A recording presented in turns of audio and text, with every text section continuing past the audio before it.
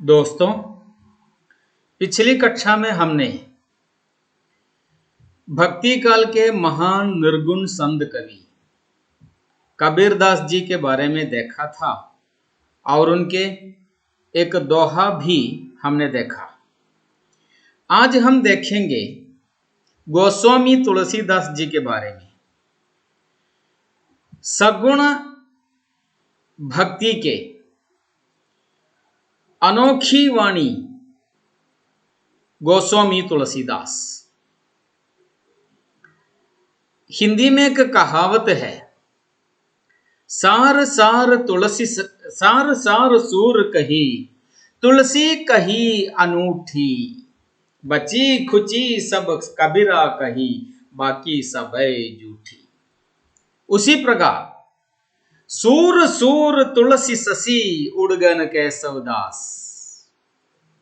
यदि सूरदास हिंदी का सूर्य है तो तुलसीदास हिंदी का शशि है, चंद्रमा है। ऐसी शीतल वाणी है तुलसीदास जी की। उन्हीं तुलसीदास जी के बारे में आज हम देखेंगे। हमने देखा तुलसीदास सगुण भक्ति धारा के महान कवि थे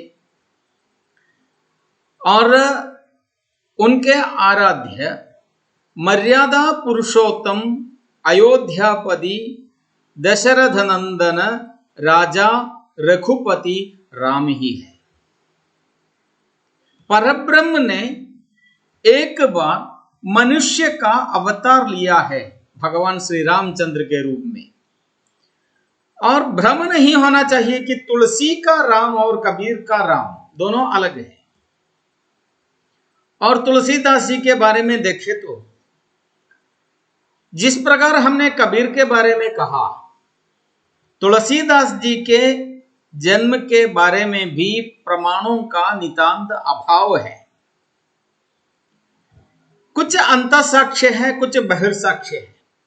अंतर्साक्ष्य माने कवि अपने बारे में अपनी कविताओं में क्या कहा है, वही अंतःसाक्ष्य है। बहिर्साक्ष्य माने कवि के बारे में बाकी लोगों ने क्या कहा है। अंतःसाक्ष्य और बहिर्साक्ष्य के अनुसार तुलसीदास जी का जन्म 1589 में हुआ था। और बहिर्साक्ष्य में सबसे अधिक विश्वसनीय प्रस्ताव जॉर्ज ग्रियर्सन का है। उनका भी मत 1589 ईस्वी में है। कहा जाता है कि तुलसी का जन्म उत्तर प्रदेश के राजापुर नामक क्षेत्र में हुआ था। सोकर में हुआ था, एक अलग मत है।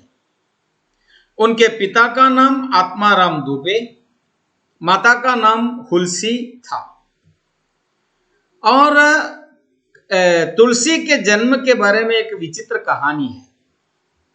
जब तुलसी का जन्म हुआ था, कहा जाता है पूरे दांत थे उनके, और नए नए जन्म बच्चा रोया नहीं था, बल्कि उनके मुंह से निकला राम राम। पिता ने बच्चे को देखकर किसी पिशाच का संतान समझा और घर पत्नियां और बच्चे को छोड़ चले गए। जन्म से ही माता का निधन हो गया, मृत्यु हो गई। और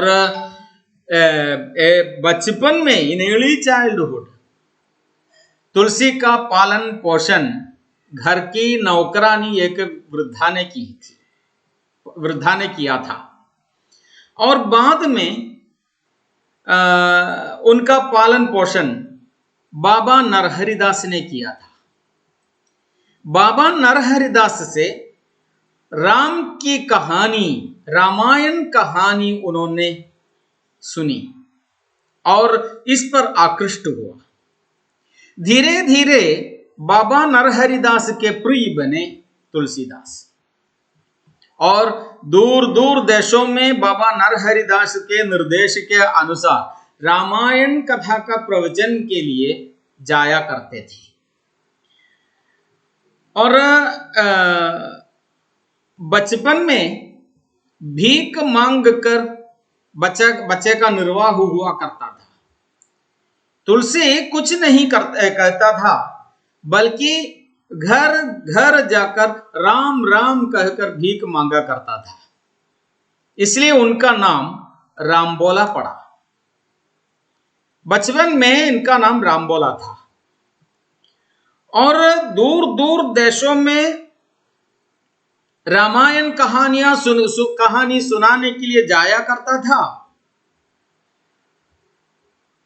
और उनकी राम भक्ति से आकृष्ट होकर दीनबंधु पाठक नामक एक सज्जन ने अपनी बेटी रत्नावली की शादी तुलसी से करवाई और अपनी पत्नी से बेहद प्यार था तुलसी को। वो कहीं भी जाता, लेकिन रात के समय पर पत्नी के पास पहुंचता। और उस पर भी एक विचित्र कहानी है। पत्नी के कहे अनुसार तुलसी की श्रद्धा और भक्ति भगवान राम पर अत्यधिक हो गए और घर छोड़ चले गए। रत्नावली ने उनसे कहा एक बार, अपने प्रेम परवश तुलसी को देखकर रत्नावली ने कहा, लाज न आई आपको दौरे आए हु साथ। यह वाणी ने इस वाणी ने तुलसी के मन को ही बदल दिया और वे घर छोड़ चले गए। हमेशा के लिए बाबा नरहरिदास के पास चले गए और वहां उन्होंने बाबा नरहरिदास के निर्देशानुसार अनेक ग्रंथों की रचना की। उनमें पढ़ता हूं कुछ ग्रंथों के बारे में। दोहावली, कविता, रामायण, गीतावली, रामचरितमानस, रामाज्ञा प्रश्नावली, विनय पत्रिका, रामलला नहच्छु, पार्वती मंगल, जानकी मंगल, बरवे रामायण, बरवे सांदीपनी, कृष्ण गीतावली, राम सत्सई, संकट मोचन, हनुमान बाहुका, रामशला का, छंदावली, छप्पई रामायण, कंघा रामायण, रोड़ा रामायण, झूला रामायण और कुंडलिया रामायण। तुलसी की यही विशेषता है। आज की भारतीय संस्कृति तुलसी की संस्कृति है। आचार्य हजारी प्रसाद द्विवेदी ने कहा, वही सच्चा लोकनायक है जो जनता का कल्याण चाहता है। इस प्रकार कहें तो सच्चा लोकनायक तुलसीदास है। एक संस्कृति का पुनरुद्धार, बिखरी हुई भारत वंश को एकत्र करके एकजुट करा दिया तुलसीदास ने। वही तुलसीदास की विशेषता है। और भाषा के बारे में कहे तो जैसे हम जानते हैं कि मध्यकाल के, भक्ति काल के प्रेमाख्यान कवियों में जायसी को हमने देखा है। जायसी अवधी भाषा में लिखा करते थे, सूरदास ब्रज भाषा में लिखा करते थे। कबीर की बोली में कोई निर्दिष्ट भाषा नहीं थी, खिचड़ी थी। न तो जायसी ब्रज में लिखा करते थे, सूरदास अवध में लिखा करते थे, लेकिन तुलसीदास ऐसा एक संत है, अकेला एक संत भक्त कवि है कि दोनों भाषाओं में समान अधिकार था।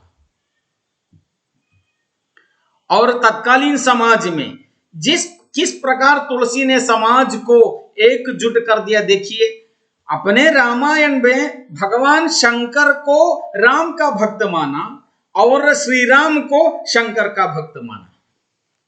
इसी प्रकार समाज को जुटाने के लिए, एकजुट बनाने के लिए, एक समाज के रूप में जीने के लिए, भारत वंश को योग्य बनाने के लिए भरपूर कोशिश तुलसी ने की और वो सफल भी बना। आज की भारतीय संस्कृति तुलसीदास की वाणी पर निर्भर है। लोक संग्रह की भावना, लोक कल्याण की भावना से ओतप्रोत थी तुलसी की वाणी।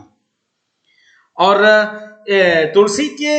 तुलसीदास की विशेषताओं के बारे में अनेक कहानियां हैं।